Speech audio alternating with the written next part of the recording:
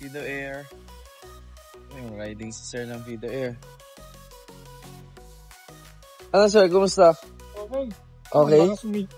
Malakas? Oo. Yeah. Kahit walang throttle, torque sensor lang to.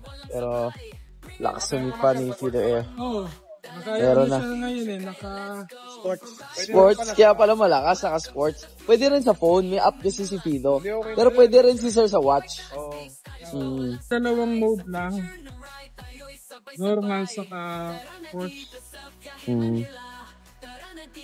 Ganda ng Fido Air. Lightweight, pinaka-lightweight ng e-bike. May normal sir.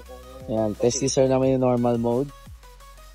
Naka-carbon seat post, naka-belt drive, super silent yung motor.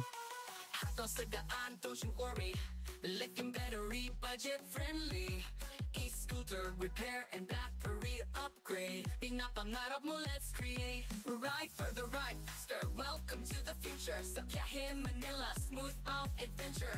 E-bikes na astig, stylish pa walang supply. Sa future ng ride, tayo'y sabay-sabay.